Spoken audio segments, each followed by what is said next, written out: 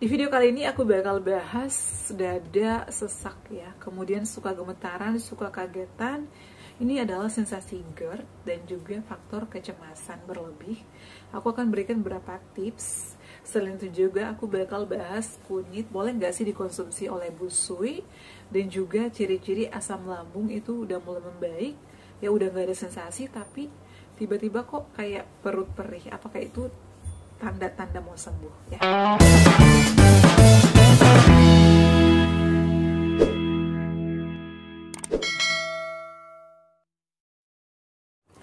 Assalamualaikum warahmatullahi wabarakatuh. Halo semuanya, selamat datang kembali di channel aku, Adeva dan Bunda. Gimana kabarnya semuanya? Semoga sehat selalu ya. Nah teman-teman, di video kali ini aku bakal bahas lagi ya pertanyaan kalian. Ini aku udah siapin handphone, ada beberapa pertanyaan yang akan aku bahas ya. Sudah banyak banget pertanyaan yang aku tampung, mohon maaf ya kalau aku telat balas pertanyaan kalian dan juga buatin videonya. Kemarin aku di kampung gak nengok komentar sama sekali karena jaringan di sana itu luar biasa ya. Aku mau ngupload video pendek aja itu nunggu semalaman, dan itu harus semuanya dimatiin handphone yang lainnya agar jaringan itu stabil.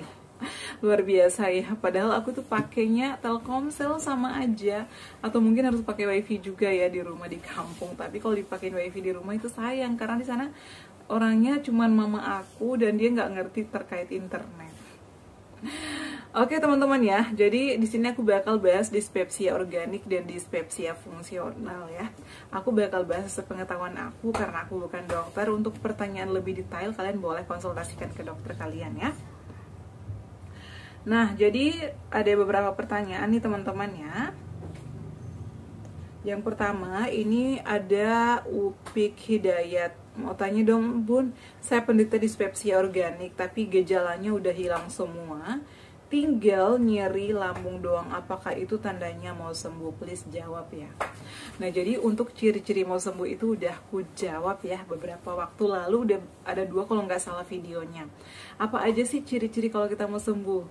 Tentunya sensasi-sensasi itu mulai menghilang, dan itu nanti kita bakalan lebih enak tidur, makan juga lebih enak, aktivitas kita juga lancar, dan yang paling penting itu udah nggak ada kayak heartburn ya. Jadi udah nggak ada sensasi kayak panas di dada, panas di tenggorokan, mengganjal di kerongkongan, itu udah nggak ada lagi. Jadi intinya itu lebih enak ya, dan sensasi itu mulai menghilang. Nah, apakah pada saat pemulihan itu masih bisa kambuh? Bisa dong ya, tergantung dari kitanya. Kalau misalnya kita masih sering melanggar, nah lagi pemulihan nih udah beberapa hari misalnya ya, udah beberapa hari nggak ada sensasi, makannya udah enak, tapi kok tiba-tiba kambuh, biasanya ada pantangan yang kita langgar.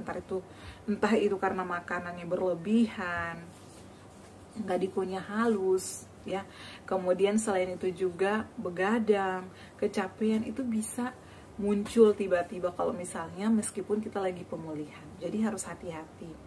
Nah, kalau gejalanya udah hilang semua tapi nyeri lambung, sebenarnya nyeri lambung itu karena pertama ada radang, ada tukak, ada luka, ada iritasi. Jadi agar tidak nyeri-nyeri, mungkin sensasi yang lainnya udah hilang, tapi nih tinggal nyeri, kadang datang-datangannya enakan nih, beberapa saat muncul lagi. Aku juga ngalamin kayak gitu ya. Itu biasanya karena ada radang. Kalau nggak ada radang biasanya tukak atau luka ya. Jadi caranya gimana? Makannya yang lembut-lembut dulu, kemudian harus dikunyah halus. Selain itu juga saran aku, perbanyak minum air putih. Jadi jangan minum yang berwarna-warna dulu ya. Dan saran aku juga terapi tepung Garut ya. Tepung Garut aku itu udah mau habis ya, yang kayak gini. Bisa terapi tepung Garut 30 menit sebelum makan ya. Sebelum makan, kalau bisa original, ataupun bisa dikasih gula aren atau madu. Itu 30 menit 3 kali sehari, itu bisa membantu teman-teman. Karena aku juga pernah konsumsi tepung Garut, itu sangat membantu ya. Nah, kemudian di sini aku bakal bahas ini terkait jahe dan juga kunyit. Aman gak sih dikonsumsi oleh busui? Aman, itu nggak ada masalah ya. Pada saat kan kita setelah melahirkan juga, kalau aku nih lahiran di sini, Jadi setelah lahiran tuh dikasih kunyit, jahe itu nggak ada masalah sih teman-teman ya. Tapi mungkin itu tergantung dari daerahnya masing-masing. Tapi kalau misalnya masih ragu ya boleh konsultasikan dulu ke dokter ya. Tapi menurut aku pribadi ya, untuk busui kayak jahe dan juga kunyit, apalagi kayak temulawak itu nggak ada masalah ya. Tapi cara aku pada saat itu konsumsinya itu setelah makan ya, jangan dalam keadaan perut kosong.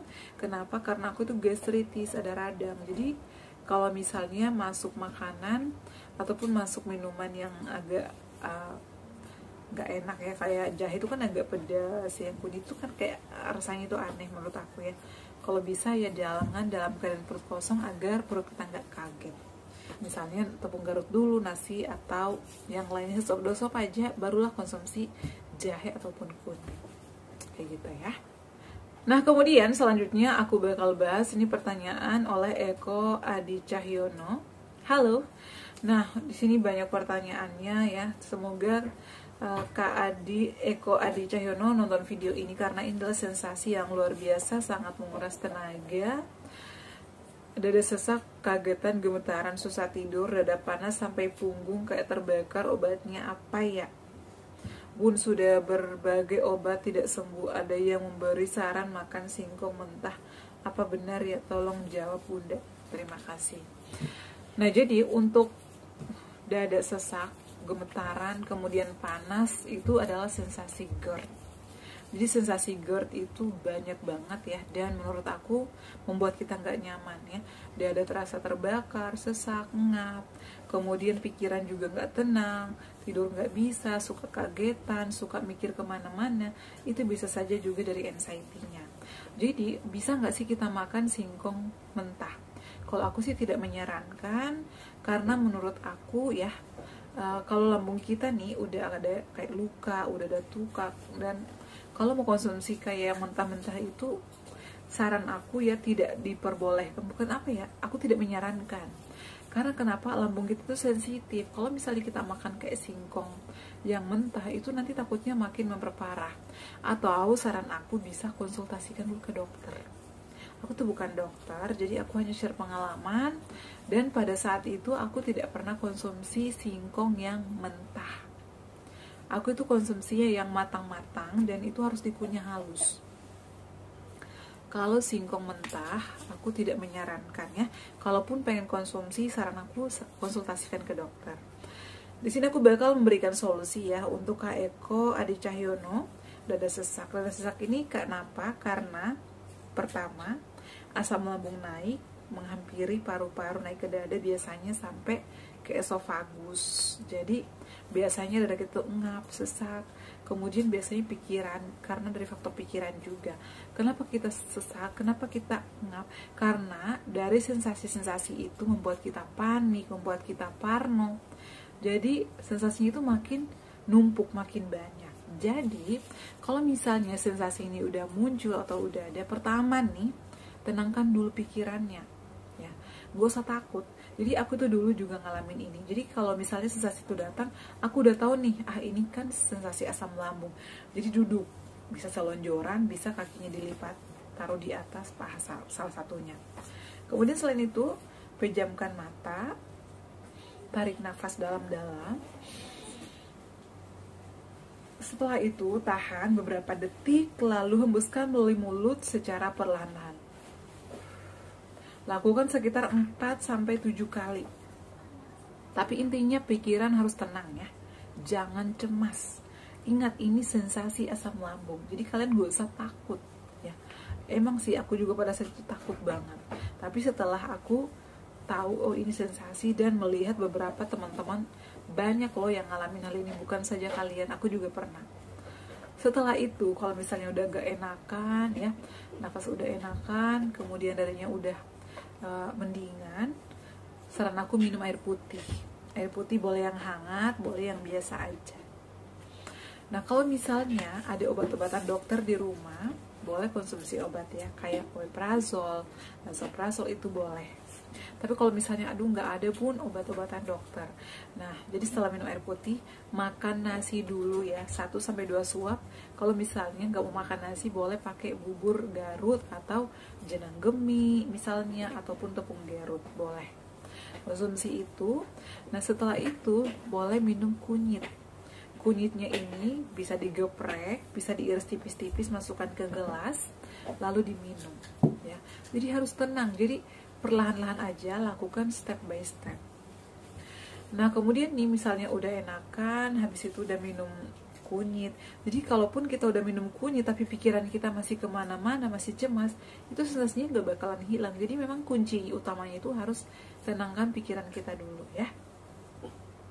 Nah kemudian setelah misalnya udah konsumsi kunyit, udah agak lega sedikit, ya istirahatnya miring ke kiri tapi bantalnya ditinggikan, tinggiin ya, pakai 3 bantal tinggi.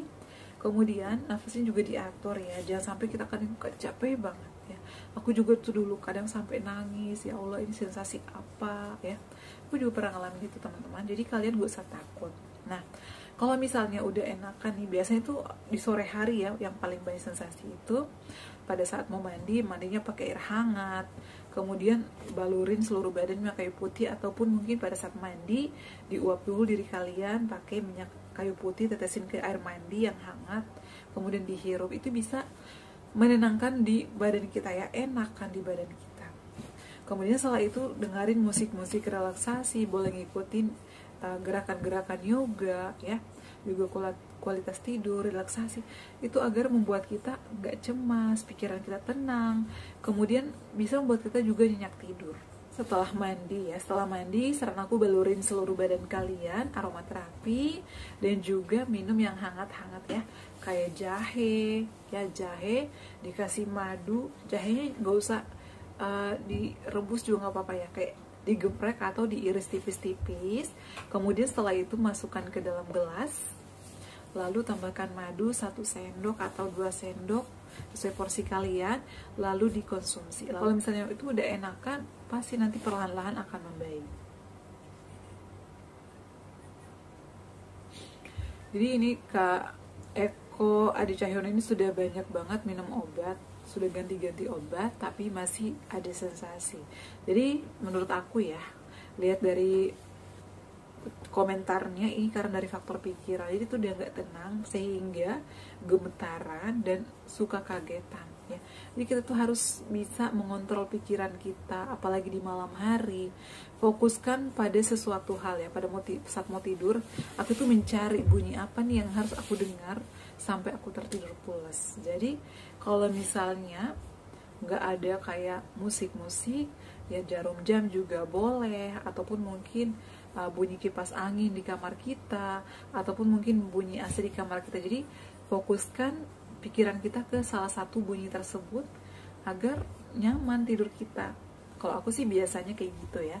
Kalau misalnya pengen yang kayak ruqyah ataupun mungkin dengerin musik-musik relaksasi, itu juga lebih bagus, bisa membuat kita lebih tenang, lebih nyaman ya, kayak gitu.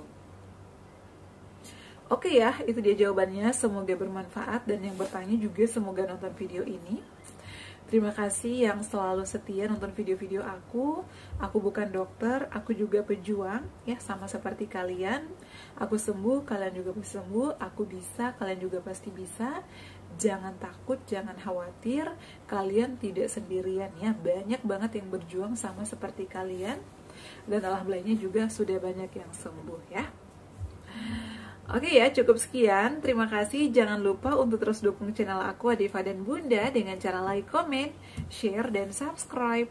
Assalamualaikum warahmatullahi wabarakatuh. Sampai ketemu lagi di video-video aku selanjutnya. Bye.